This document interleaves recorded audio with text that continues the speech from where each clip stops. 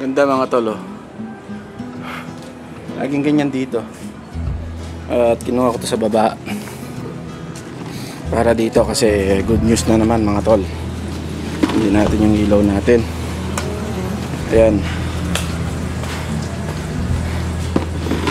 Probably meron na naman akong ilalagay dyan. Ayan, kagabi diba, kung mapapansin niyo wala naman to kagabi. Ay nung last time na nag-video tayo, vlog tayo. Ayan, bagong may itlog galing dito. So probably yung iba niyan na walang itlog, baka meron na. Kaya i-check ko sila. At hindi ko alam alin dito yung may itlog, pero definitely galing dito yung dalawa. Dating mga ano yan, mga kasabayan dapat nila to eh. Pero sila lang yung walang itlog at saka yung ibang mga nandyan. Check natin at may dalawa na lang akong container tapos medyo maliit pa. Pero sakto naman dyan eh. Hindi naman sila masyadong gumagalaw pagka buntis eh. Nasa ano lang sila. Nasa hide lang sila. At ito yung inaalala ko pa rin eh. Ito eh. Kasi lagi siyang ano, lagi siyang balisa eh. Hindi ko lang kung yung tubig ba o what. Kagabi nilagyan ko ng pinagbalatan ng patatas at saka carrots yan. Mabilis nilang kainin to. Kala yung patatas. Yung carrots dapat kinabukasan. Tanggalin muna kasi gaan sila eh. Parang pumapangit. Tsaka yan, pagka yung kangkong, pagka yung sila ko ng dahon. Ano na yan, bubulok na lang. So yung mga tol, check tayo, no? Check ako. By the way, ito may nag-molt dito eh. Kala ko nga patay eh.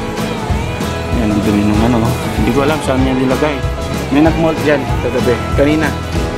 Kita ko na lang ngayon eh. Kala ko patay. Okay, check ko lang mga tol.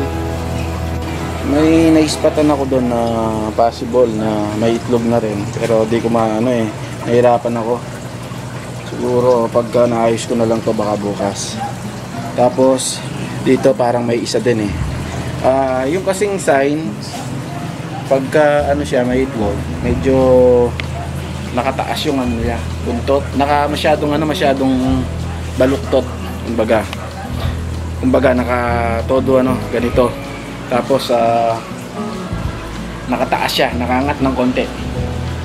At pagka mangingitlog naman, alam mo, malapit na mangitlog, laging parang minamasaya niya yung tiyan niya. Yun nga, yung kanina nakataas yung ano niya, buntot, tapos dito rin. Probably, meron na sila. Kaya lang, bukas ko na lang ayusin. Medyo nahihirapan ako. Ang dami ko na nga mga ano sa salamin eh. Yun yung isang disadvantage pagka ano, ganito yung setup mo. Masakit sa kamay. Sakit eh. Ngayon, no? Ang dami kong guhit. Yung mga guhit ko. Ito yung kung dito sa camera. So, yun lang sa ngayon mga tol. At natutuwa ako na may bago tayong dalawa. Ang dami ng itlog ng dalawang to. Pero hindi ko sila masyadong ginagambala eh. Pinangkukuha ko ito. Ayan, ito. Pagkakuha dito, lagay ko na sana. Hindi ko na masyadong hinahawakan yung iba. Tapos, ayun, nakita ko na yung ano eh. Ayun oh. Ayun, diba? Napakadumi ng ano, ng tank. Ayun oh. Yung lumot kasi inahayaan ko lang. Yung pinag-molt. Kakainin din nila yan eh. Kinakain nila yan. Pero tatanggalin ko rin yan pagka tipong parang hindi na nila kakain. Magsawa na. So, sa ngayon, nabangan ko lang yung delivery.